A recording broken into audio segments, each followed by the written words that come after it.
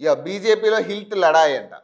పాలసీని వ్యతిరేకిస్తున్న రాష్ట్ర అధ్యక్షుడు, అసెంబ్లీ ఫ్లోర్ లీడర్, అలాగే కేంద్ర మంత్రి కిషన్ రెడ్డి. కాంగ్రెస్ భారీ స్కామ్ చేస్తుందన్న ఆరోపణ. పాలసీని సమర్థిస్తున్న ఇద్దరు ఎంపీలు, ఎమ్మెల్యేలు, ఓ ఎమ్మెల్యే అంట, ఎమ్మెల్సీ. వారికి ఇండస్ట్రియల్ ఏరియాలో భూములు ఉన్నట్టు ఆరోపణలంట. హిల్ట్కి వ్యతిరేకంగా 7న ఇందిరా పార్క్ వద్ద ధర్నాకు కమలం పిలుపు. అందరూ హాజరవుతారా అని అన్ని పార్టీల్లో జోరుగా చర్చ జరుగుతూ ఉంది. పరిశ్రమలకు కేటాయించిన స్థలాలను ఇతర అవసరాలకు ఉపయోగించుకునేందుకు రాష్ట్ర ప్రభుత్వం తీసుకొచ్చిన HILT Hyderabad industrial land transformation policy బీజేపీలో చిచ్చు రేపుతున్నట్టు ప్రచారం జరుగుతుంది. పాలసీని ఆ పార్టీలో కొందరు లీడర్లు వ్యతిరేకిస్తూ ఆందోళనకు సిద్ధమవుతుండగా, లోపలేమీ లేవని, ఆందోళన చేయాల్సిన అవసరమే లేదని మరికొందరు సమర్థిస్తున్నట్టు సమాచారం. ఈ విషయంపై వారు పార్టీ ఇంటర్నల్ మీటింగ్లోనూ వాదిస్తున్నట్లు తెలిసింది. ఈ క్రమంలో పాలసీకి వ్యతిరేకంగా ఈ నెల 7న ఇందిరా పార్క్ వద్ద బీజేపీ తలపెట్టిన ఆందోళనకు ఎంతమంది లీడర్లు హాజరవుతారనేది ఆసక్తిగా మారింది.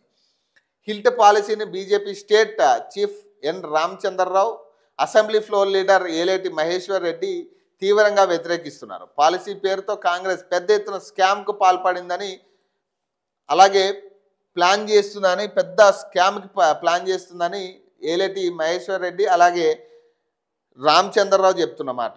ఎట్టి పరిస్థితుల్లోనూ దాన్ని అడ్డుకోవాలంటూ గవర్నర్కు వినతి పత్రం కూడా ఇవ్వడం జరిగింది, లెటర్ రాయడం జరిగింది.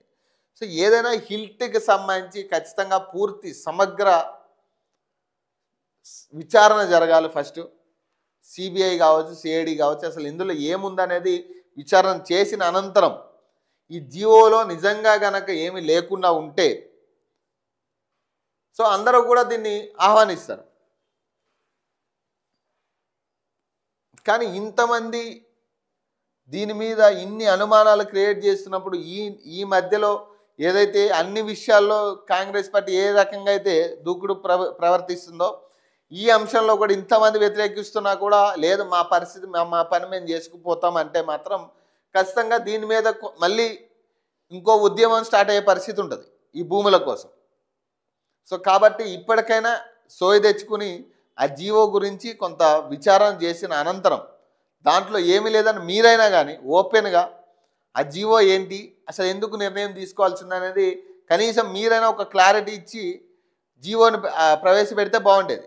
సో ఇక్కడ కోర్టు వరకు వెళ్ళిన తర్వాత ఆల్రెడీ కోర్టు ఎలాంటి జీవోనైనా కానీ రద్దు చేయాలని ఏదైతే తీర్పు ఇచ్చిందో మరి దానికి కట్టుబడి ఉంటేనే బాగుంటుంది. మళ్ళీ ఇంకొక జీవోని తీసుకొచ్చి తెలివిగా ఇక్కడ బీసీలకి ఎట్లయినా చేస్తున్నామో అట్లనే ల్యాండ్ విషయాల్లో కూడా అట్లనే చేస్తే ఖచ్చితంగా తిరగబడతారు.